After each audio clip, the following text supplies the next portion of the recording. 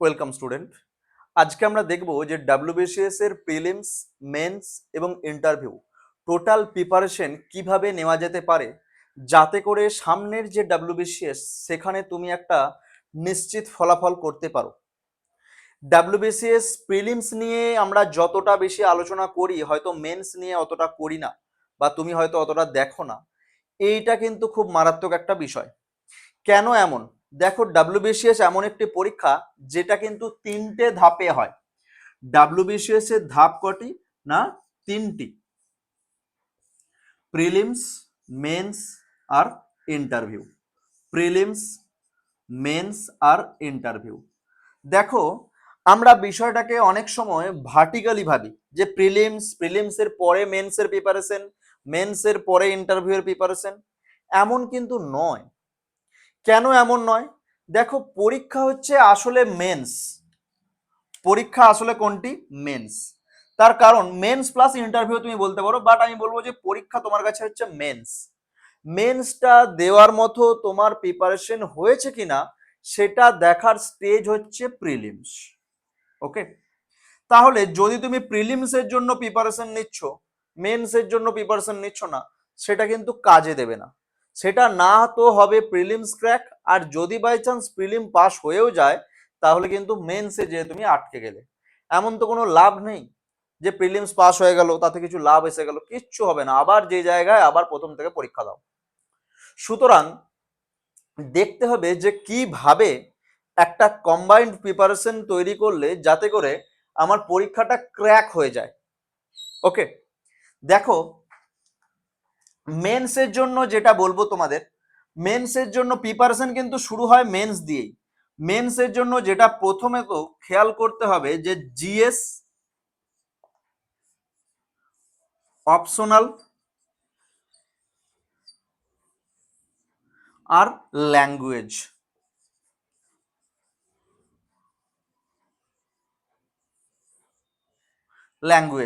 ওকে, GS optional আর language paper. এখন GS পেপারে কি কি আছে এই সমস্ত বিষয় তুমি জানো, নতুন করে এগুলো বলার কিছু নেই। তবু আমি বলবো যে জিএস অপশনাল এই দুটোকে তো ভালো করে পড়তেই হবে প্রথম থেকে। কেন বলছি দেখো, যে কোথায় তুমি মেন্সের প্রিপারেশনটা নিলে, মেন্সের প্রিপারেশনটা কতটা পর্যন্ত নিলে যে যাতে করে আমার প্রিলিমসটা ক্র্যাক হয়ে যাবে। দেখো, জিএস এর মধ্যে যে সাবজেক্টগুলো, যেমন history, geography, polity, economics, science, math, okay, আর হিস্ট্রির সঙ্গে তুমি এটা বলে দিতে পারো যে art and culture. Art and culture এখানে হচ্ছে ইন্টারন্যাশনাল রিলেশন। ওকে, যদিও এর ইন্টারন্যাশনাল রিলেশনের ওয়েটেজটা খুব কম। ওকে, এই সাবজেক্টগুলোর প্রিপারেশন তুমি যদি নিয়ে নাও, যদি টোটাল তোমার কাছে ক্লাস নোট থেকে থাকে, তুমি যদি কমপ্লিট ক্লাস করে নাও, তার সঙ্গে সঙ্গে তুমি যদি এমসিকিউ প্র্যাকটিস ঠিকঠাক ভাবে করে ফেলো, তাহলে কিন্তু প্রিলিমস তোমার অটোমেটিক্যালি পাস হয়ে যাবে।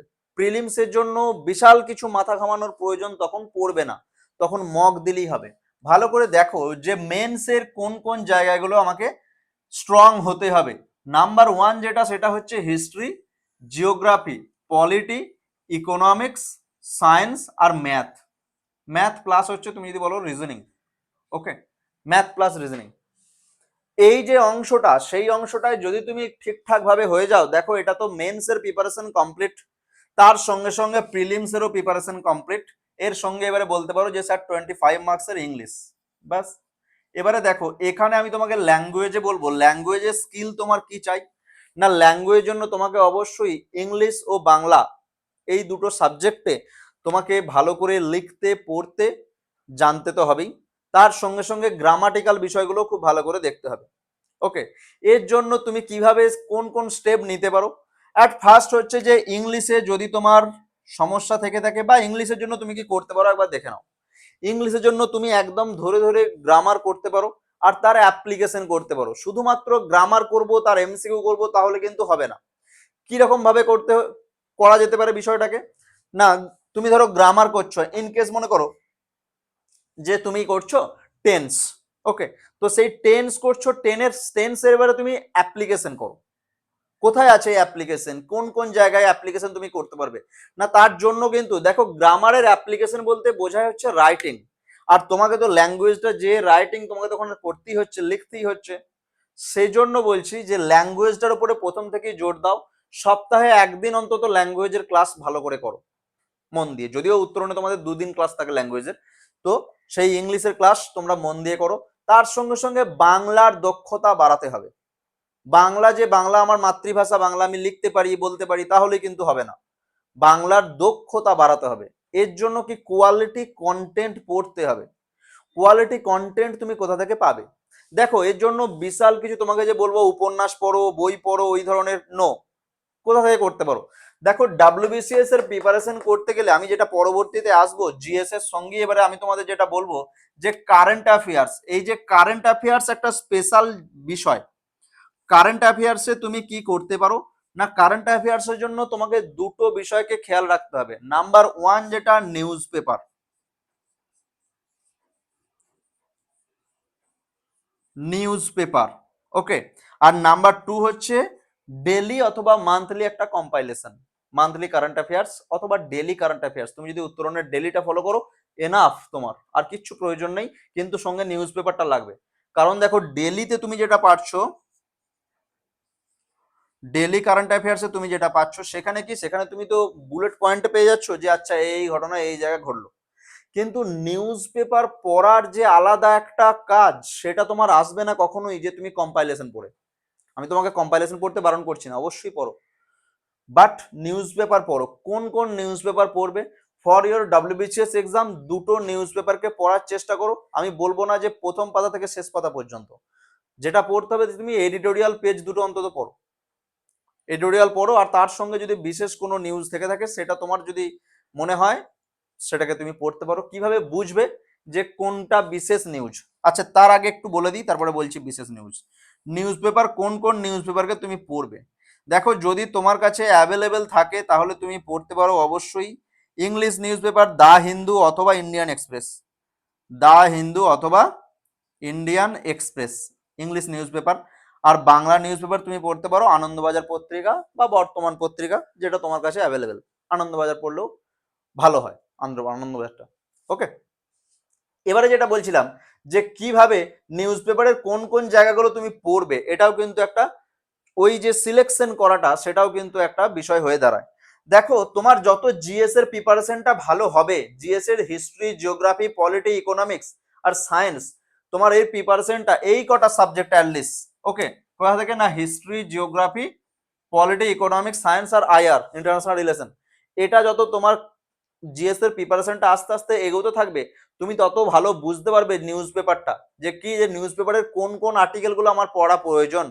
দেখবে তুমি বুঝতে পারবে একটা সময় যে যে হ্যাঁ নিউজ পেপারটাই কিন্তু আমার একটা সোর্স অফ প্রিপারেশন, এবং বলা যায় যে 30% নিউজ পেপারের ওয়েটেজ কত না 30%, 30% প্রিপারেশন কিন্তু নিউজ পেপার থেকে হবে, ওকে।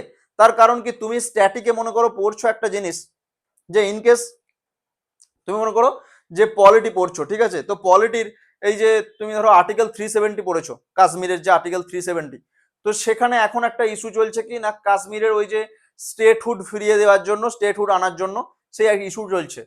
তুমি সেই নিউজটা কখন ভালো করে বুঝতে পারবে না, যখন তোমার পলিটির সিলেবাসটা অনেকটা হয়ে থাকবে, ওকে।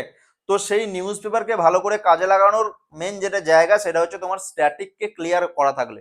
তুমি যত তাড়াতাড়ি ক্লাস করবে, যত ভালো ক্লাস করবে, ক্লাসের হোমওয়ার্ক করবে, বুঝতে পারবে, প্রত্যেকটা ক্লাস মন দিয়ে করবে, তখন তুমি বুঝতে পারবে যে হ্যাঁ নিউজ পেপার আমার কতটা কাজে লাগবে।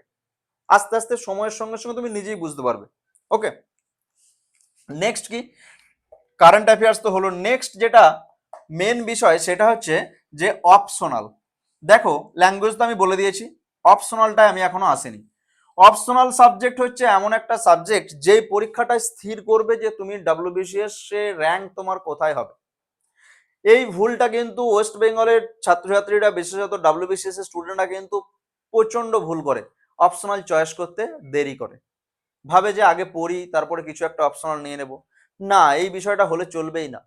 তুমি অপশনালকে এখন থেকে স্থির করো যে আমার অপশনাল কোনটা হবে। ডাব্লিউবিসিএস এর অপশনাল তোমার কি হবে, হিস্ট্রি হবে না জিওগ্রাফি হবে না পলিটি নেবে নাকি তুমি ইকোনমিক্স নেবে, নাকি তুমি ফিজিক্স নেবে, কেমিস্ট্রি নেবে, ম্যাথ নেবে, অনেক কিছু, ইংলিশ নিতে পারো, বাংলা নিতে পারো, অনেক কিছু তোমার কাছে অ্যাভেলেবেল আছে। বাট কেন বলছি স্থির করতে, দেখো যে ডাব্লিউবিসিএস এর পরীক্ষা হয়তো এখন হতে লেট হচ্ছে, প্রত্যেক বছর পরীক্ষাটা এখন হচ্ছে না নিয়মিত, বাট দেখবে যে প্রিলিমস এর রেজাল্ট বেরোনোর পর মেন্স এর পরীক্ষার জন্য হাতে কিন্তু 1 থেকে 1.5 মাসের মতো সময় থাকে, তার বেশি সময় থাকে না।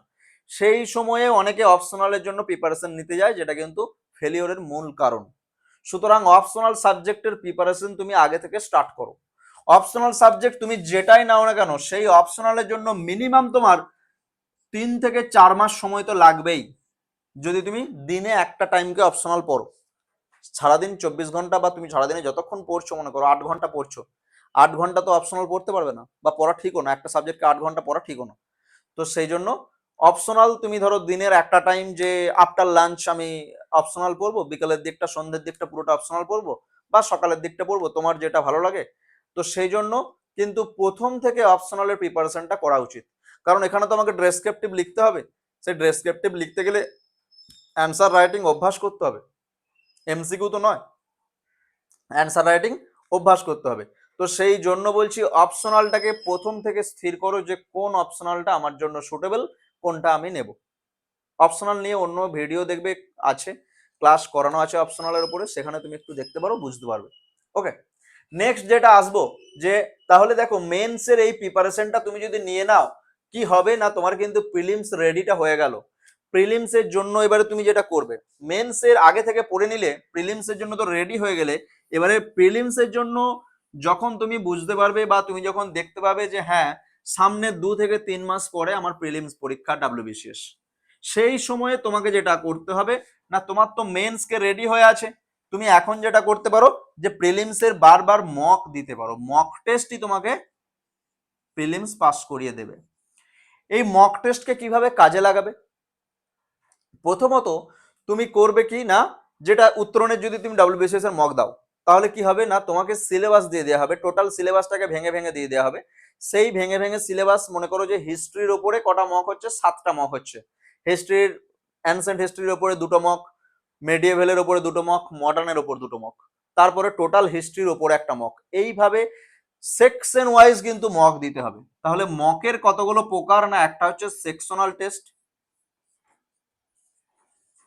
Sectional test, subject specific, subject specific, আর হচ্ছে full length test, FLT, full length test. দেখো সেকশনাল টেস্ট মানে কি, যে তুমি হিস্ট্রির মধ্যে একটা অংশ নিয়ে নিলে, কি না অ্যানসেন্ট হিস্ট্রি, সে অ্যানসেন্ট হিস্ট্রি মনে করো আইভিসি, ইন্দাস ভ্যালি সিভিলাইজেশন, বৈদিক সভ্যতা, বৈদিক এজ, তুমি সেই যে সেই টোটালটা অ্যানসেন্ট হিস্ট্রিটা একটা মক হয়ে গেল। তারপরে কি হলো না, সাবজেক্ট স্পেসিফিক, টোটাল যে হিস্ট্রি তোমার, তুমি 4টে মক দিয়ে দিয়েছো হিস্ট্রির, হিস্ট্রির তুমি সেকশনাল 4টে দিয়ে দিয়েছো, তারপরে টোটাল হিস্ট্রি সাবজেক্টটাকে বা টোটাল জিওগ্রাফিটাকে, টোটাল ইংলিশটাকে সাবজেক্ট ওয়াইজ একটা মক দিয়ে দিচ্ছ। ওকে, তারপরে তুমি আসছো কি ফুল লেন্থ টেস্ট 200 নম্বরের, সেই 200 নম্বরের মক টেস্ট কিন্তু, যে তখন তুমি একদম রিয়েল এক্সাম ফিল করতে পারবে। ওএমআর এ প্রত্যেকটা এক্সামই তুমি ওএমআর এ দিচ্ছ, যেমন ওএমআর তুমি ওখানে যে পরীক্ষা দেবে সেই ওএমআর এ দিচ্ছ। এবং মক টেস্টের জন্য যেটা সব থেকে গুরুত্বপূর্ণ, এই যে প্রত্যেকটা টেস্টকে তুমি দিচ্ছ, সেই টেস্টের অ্যানালাইসিস করাটা খুব প্রয়োজন, টেস্ট অ্যানালাইসিস। কারণ দেখো মক টেস্টে হতেই পারে তোমার কম নাম্বার আসছে, হতেই পারে যে তোমার 30 নাম্বার, 50-এর মধ্যে 30 আসছে, 100-র মধ্যে তুমি যখন সাবজেক্ট স্পেসিফিক 100-র মক দিচ্ছ, সেখানে দেখা যাচ্ছে 40 আসছে, 50 আসছে, 70 আসছে, তুমি চাইছো সেটাকে বাড়াবো। সেই যে বাড়াবে, বাড়াতে গেলে কিন্তু তোমাকে কি করতে হবে না, ওই মকটাকে অ্যানালাইসিস করতে হবে। সেই মকটা দেখো যে আমি যেটা পড়েছিলাম কন্টেন্ট, আমার যেটা ক্লাস নোট বা আমি যে বই ফলো করছি, সেটা করার পরে আমার কোথায় নলেজ গ্যাপ হচ্ছে, তবে তো সেই জন্য তো আমি মকটাতে ভালো রেজাল্ট করতে পারছি না। তো সেই নলেজ গ্যাপটার ওপরে কাজ করতে হবে। ওকে, তাহলে মক টেস্টটাকে ভালো করে, মক টেস্টগুলো তখন দাও, আর তার সঙ্গে সঙ্গে সেটাকে অ্যানালাইসিস করো। এই বিষয়টা হচ্ছে কি না, এই বিষয়টা তোমাকে প্রিলিমস পাস করতে খুব খুব সাহায্য করবে। আর একটা ছোট জিনিস প্রিলিমস এর জন্য আমি তোমাকে বলবো, যে যখন তুমি একটা করে চ্যাপ্টারকে রেডি করে ফেলছো, সেই চ্যাপ্টারে তুমি সিনপসিস বানিয়ে নাও 1 পেজার নোটস। তোমার ক্লাস নোট বা তুমি যে বইটা ফলো করছো সেই বইটাতে হয়তো মনে করো একটা চ্যাপ্টার আমি বলছি যে জিওগ্রাফির একটা chapter interior of the earth. সেই ইন্টেরিয়র অফ দ্য আর্থ কি, সেখানে দেখবে যে 10 পাতা 12 পাতা তোমাকে পড়তে হচ্ছে। এবারে এই 12 পাতাকে তুমি একটা 1 পেজে 1 পাতার একটা নিজস্ব নোট বানিয়ে নাও, যেটা কিন্তু পরীক্ষার আগে তুমি রিভিশন দেবে। কারণ ওই 12 পাতা তো পড়া সম্ভব নয়। তুমি বুঝতে পারবে যে কোনগুলো ইম্পর্টেন্ট, সেগুলোকে 1 পাতার মধ্যে লিখে নিলে, দিয়ে সেটা হচ্ছে কি, সেটা হচ্ছে সিনপসিস তোমার রেডি হয়ে গেল। সেই সিনপসিসটাকে তুমি এক্সামের আগে বারবার কি করবে, রিভিশন দেবে। ওকে, এটা যদি করতে থাকো প্রিলিমস নিয়ে আর কোনো সমস্যা থাকবে না।